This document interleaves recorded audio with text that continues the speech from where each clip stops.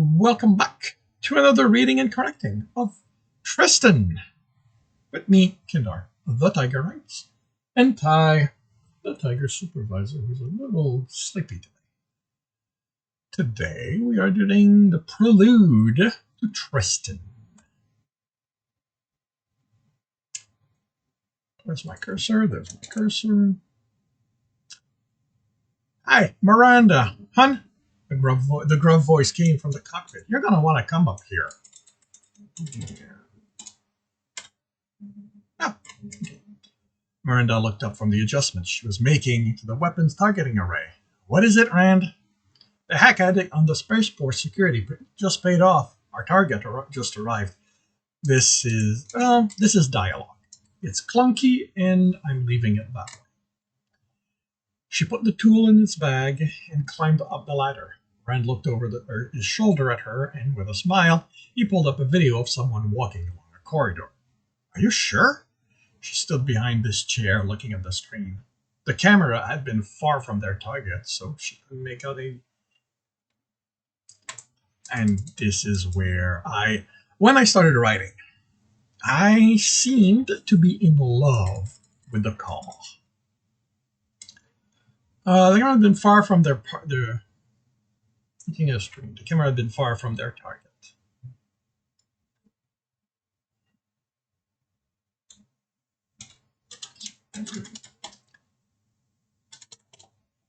She couldn't make out any detail, not even if the person on screen was furry, as their target was.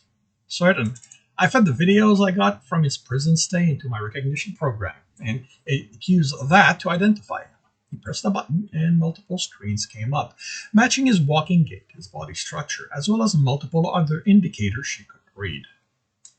She shook her head in amusement. All right, that's good. You didn't have to show her that. She trusted him. Computer were his thing. Rand glanced at her. You know, I'm not entirely comfortable with this situation. What do you mean? Why is... Oh, interesting. Why did... Yeah, this is a minor thing, but it's annoying. So what happened?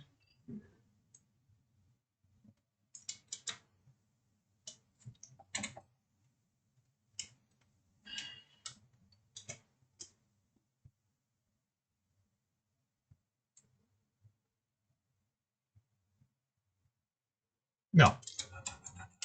That is gonna screw. Ah, damn it.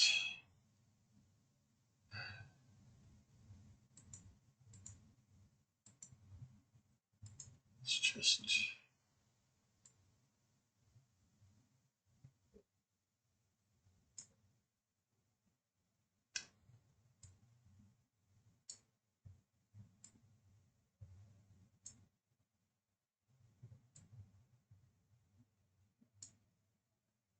Anyway, what do you mean? I mean, that contact of yours is providing us with pretty much everything. Location, the decoy, even the time frame he was going to arrive in. He was able to get all that information. He has a lot of resources, so why give it to us? Doesn't he have people he trusts? Miranda shrugged. I don't care why he hired us. He's paying us a lot of money to take him out of circulation. So we're terminating him?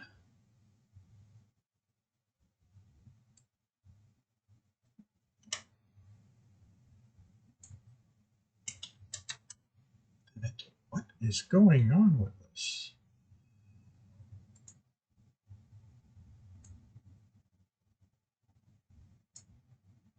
So we're terminating him? She smiled. Now, Rand, you know me better than that. She pressed against him, her breast on each side of his neck, and reached for the screen. She called up folders and flipped through them until she found the one she wanted. Why kill someone when he's worth so much more alive? She reread the file as Rand did. It was a bounty on their target, Tristan. The first item on the list was the first item on the list of reasons was the destruction of the Tatsui station, 628 casualties. The next was the destruction of the Osaga, a cruise ship, 63 dead. She quickly read through the list, half a dozen body count higher than 50. Escape from 4 prison, multiple theft, and destruction of property. The last item was the value of the bounty. 3 million? He looked up at her. Seriously? She nodded. I already have a prison lined up to take him. One he won't escape from. She turned and started down the ladder. Start getting things ready. Man, he whispered in awe. With that kind of money, we'll be able to retire. She paused at the bottom of the ladder and sighed. If he was thinking about retiring, it was time for her to find a new partner.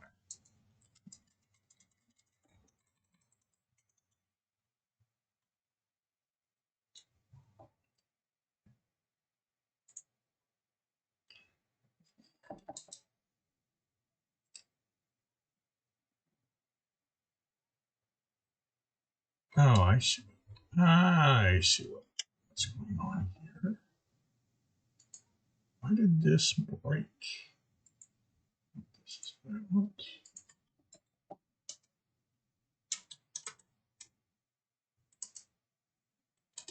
Ah, Tristan looked at the warehouse and its surrounding. No obvious security, which confirmed the information from the plan he'd acquired. Not that it meant anything. Most companies didn't advertise their security measures. Took out a visor, placed it over his eyes, and cycled through the setting. The first thing he noted was that the building was shielded. He couldn't see inside from where he was. He wasn't surprised. The building was used for storage, which made it an attractive target for thieves. Nothing made a thief's job easier than being able to see where everything was before setting foot inside the building. He turned his view to the ground, and with a switch of a setting, a laser grid appeared. A decent security measure if all they had to deal with were amateurs. Another setting showed 3 people moving around at the periphery of the building. He lifted the visor and saw nothing. They were wearing stealth suits. Clever. Still, not something he had to worry about. He went through all the settings and didn't learn anything more. This was going to be an easy job. Get in, retrieve the item, drop it where instructed, and get back to his workshop. He knew this job was counterproductive. He should have stayed at his base and done his research.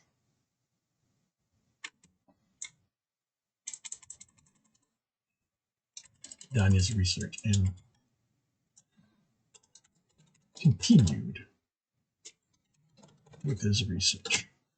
Except he had nothing left to take apart. No new ship schematic to go through, and no computer system to study. There had been nothing new for months now. He'd been so bored, he'd found himself looking over the mercenary board.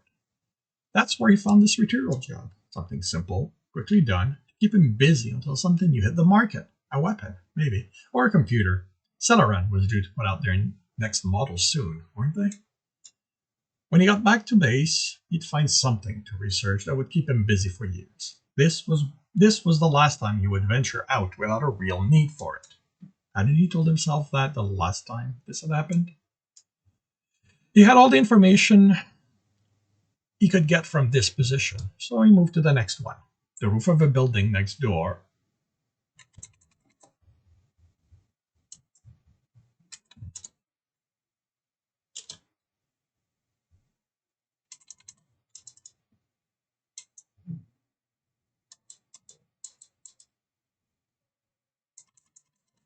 Oh, I see. This went left. This went left aligned for some reason.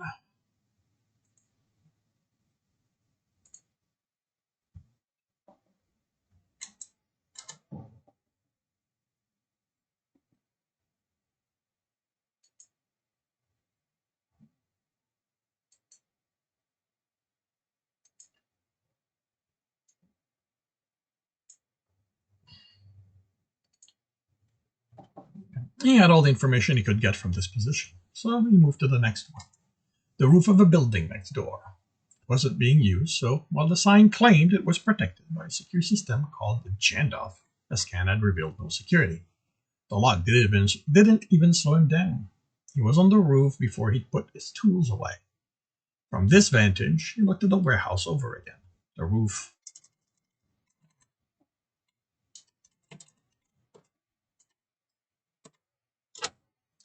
The roof also had a laser grid, but it wasn't as well maintained. You could spot 3 locations where that were no longer covered.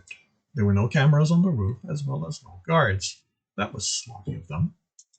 He picked the spot for his arrival and set up a harpoon, an old livery he'd acquired just before coming here.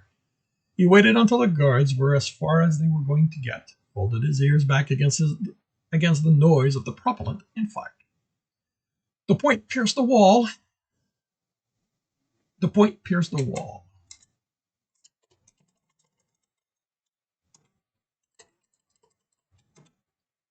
He placed the harpoon against the post next to him, and it anchored in place. He tightened the thin line. Which was almost invisible to him, and would be impossible for the guards to see against the night sky. He hooked the propulsor on the line and then waited. When the guards cycled to the far point, he crossed the gap. He stopped when he was over one of his chosen spot and dropped down. Being able to see the grid, it made it simple for him to navigate through it, find a hole large enough to step in, and carefully move to the door.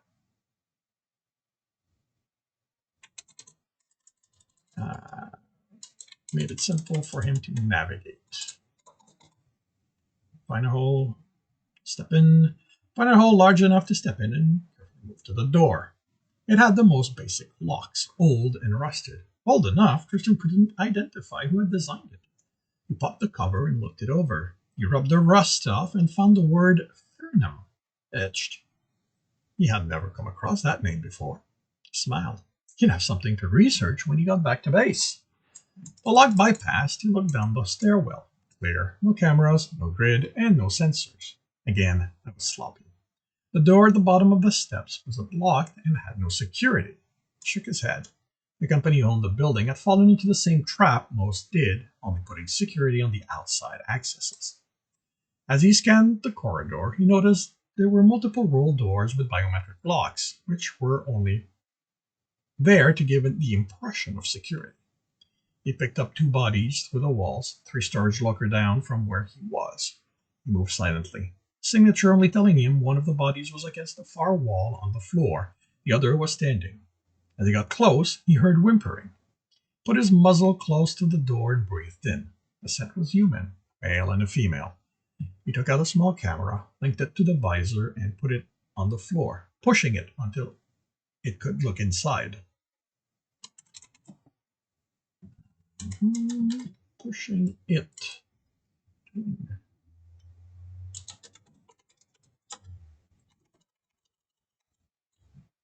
At the gap until he could look inside. The form against the wall was female, her clothing in tatters. She was the one whimpering. The male was standing, at his back to Tristan. He was tall, white-shouldered, and had shaggy black hair. He wore reinforced work pants, and his jacket was a military design. He didn't have any visible weapons. The room was bare except for them. The item he was looking for wasn't there, and the men didn't match the description of the thief. They weren't important. But the woman was in distress. Rescuing her would cost him time, but she might know something, which could save time. The building was large, and the item might be in any one of the storage lockers. He extended his claws, entered the locker, and headed for the man. The woman...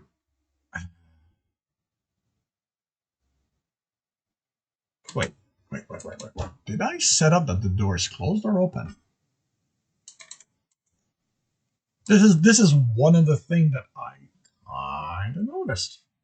2 bodies through the walls, sword locking down, telling him one of the bodies was against the far wall on the floor. The other was standing. He got close, he heard whimpering.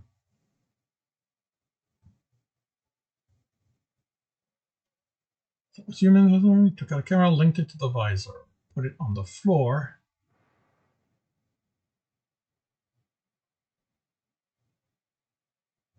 Put his muzzle close to the door and breathe in.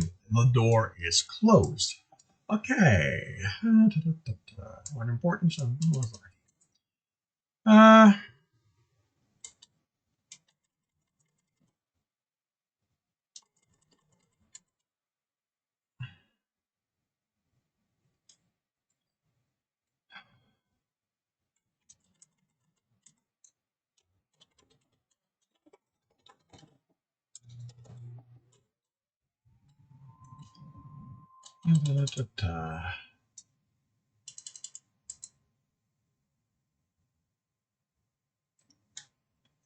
This is the thing with old stories.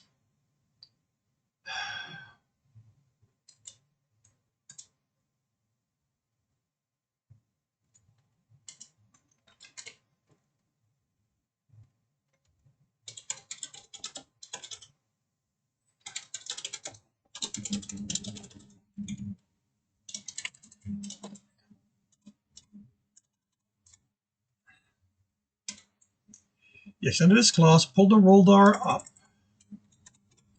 and he headed for the man. The woman gasped on seeing him. The man turned and pulled out a large knife from his belt, swung it at Tristan. He dodged, swiped back, and was blocked. They exchanged a few blows, none of them connecting. The man frowned. He clearly hadn't expected someone who knew how to fight. Tristan blocked the next swing and punched the man in the stomach, staggering him back. The woman quickly scuttled aside to avoid being stepped on. With a yell, the man charged him, knife first. Tristan moved aside, grabbed his attacker's wrist, and twisted it. It snapped.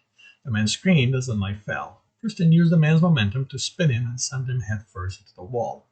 While he was stunned, Tristan wrapped an arm around his neck and was about to snap it when he remembered the woman. Killing the man would be more expedient, but it would make her wary. He tightened his arm until the man passed out. Then he let him drop to the floor. He pulled electrical wires from his bag and used that to tie him up.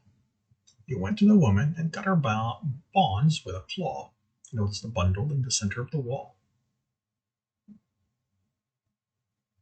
where she had been sprawled before. He thought about getting it for her, but she could take care of that herself. Before he could say anything, she wrapped her arms around his neck. "Thank you. Oh, gods be praised. Thank you. I was so scared. I didn't think I'd get out of there alive." Tristan forced himself not to react. His first instinct was to throw her off him, but he had rescued her, so he had to act as with some compassion. Put his arm around her. "You're welcome. You're going to be safe now." He released her and had to untangle her arms from him. He took a step back. Her clothes were so tattered she might as well be naked. "Did he abuse you?" he asked, because he felt a show of concern would make her trust him. She looked down at herself and with a look of surprise tried to cover up as best as she could. "He hit me and pushed me around." That was evident by her bruises. "But no, he didn't get to that. He didn't get to do that to me." She looked at him, gratefulness on her face. "You stopped him before that." He nodded at her, then remembered that Human considered nudity a problem. He went to the man and took off his jacket, having to untie his hand to accomplish it. The man didn't stare. "How long have you been here?" he asked, handing it to her. "Around an hour, I think." They had arrived just before he started checking the place over. He pulled out a hollow. "On your way in, do you see something that looked like this?"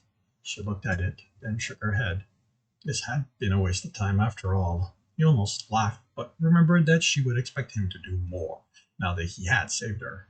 "I want you to stay here. I'll contact the authorities." Am I going to be safe?" "I tied him back up," Tristan said, but saw that didn't calm her. Picked up the knife from the floor and handed it to her. "Here, if he moves, use that on him." She looked at him with shock, before forcing her face into a semblance of neutrality. Okay?" Tristan turned and laughed. Starting with where he'd come in, he unlocked every locker and searched them for the item. He went through the entire floor without finding it. He went down a floor, and there, in the fourth locker, he found a well-set-up workroom instead of a pile of containers. On the workbench, he saw the item he was looking for. He went to it, but stopped a few steps short. His ears shook in worry before he stooped down. Something didn't feel right. On the wall were tools, various scanners, multiple types of saws, and automated lock crackers. Everything was clean and neat, and on the table was the item. No tools around it, no indication it had been worked on. Why was it there, just like that, where anyone might break in could see it? No thief who knew what they were doing would leave an item on display like this in such an unsecure place unless that was the point. He crouched and checked the floor. No plates. He scanned the room. No sensor triggers. It was safe to approach. He examined the item, and it showed no sign of tampering. No plate underneath, no wires leading to something to stun him. He smelled it, and his muzzle wrinkled in disgust.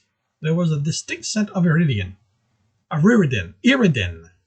Someone had put a contact poison on it. Why would anyone do that? Right. This was a setup. Someone was after him. It didn't surprise him, but it did annoy him.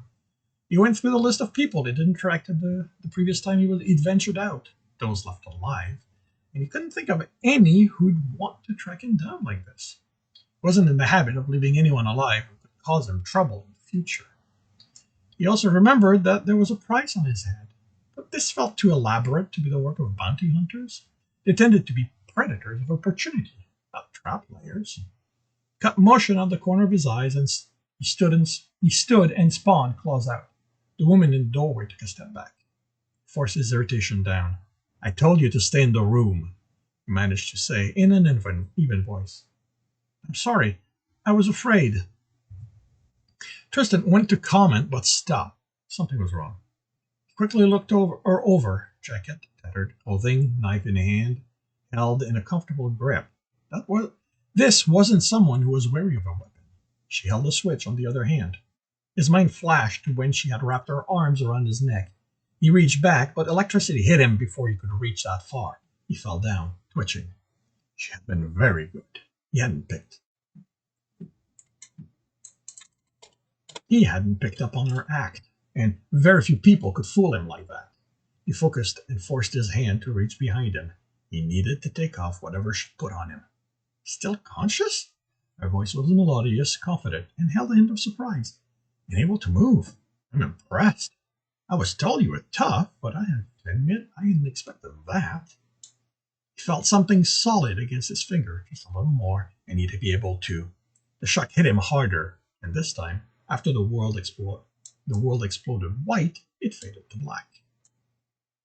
Miranda put the restraint on Tristan, then injected him with a drug that was going to keep him unconscious for hours, at least long enough to bring him back to the ship and put him under cryo. She rolled him on his back and crouched next to him. She ran a finger along the wide muzzle, then ran a hand through the deep brown fur. She never had an alien for a partner. From the file she'd been provided, she knew he was capable with computers and a good pilot. Those were things she always liked in her partners. That he was strong, able to fight, as demonstrated by him taking down Rand, and able to get into places were good bonuses. She sighed. If only the bounty on you wasn't so appealing. I might have given you a try. One of the triangular ear on the top of his head twitched. Maybe he was trying to tell her he'd rather that than a prison ship. She stood and went back to the locker where she'd had been held captive. She stood next to Rand's unconscious form and looked down at him. This would have been so much easier and cleaner if Tristan killed him. She hadn't expected Rand to survive the fight. Tristan didn't normally leave attackers alive. Now she was going to have to deal with his histrionics when she told him she wasn't retiring, and that they were going to their separate ways. She also had to pay him his share. He'd known from the start that she wasn't going to retire until she died. He'd even agreed with it back then, but it seemed that 10 years had changed his mind. Maybe she should just leave him tied up for someone to find. She sighed and untied him. No, that wasn't how she worked. She wasn't going to cheat him out of his share. I'm not having sex with my next partner, she told the unconscious man. You hear that? You men just can't stay detached if you put your dick inside your partner. She shook him. Come on, Rand, wake up. We have him. Time to leave.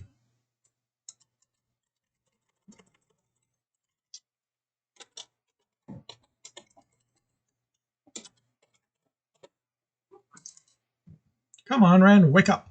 We have him. Time to leave. Alrighty, this concludes the Prelude to Tristan.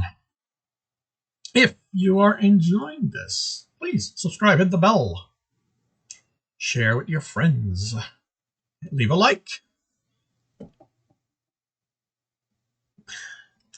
If you want to read the book, it's on most major retailer.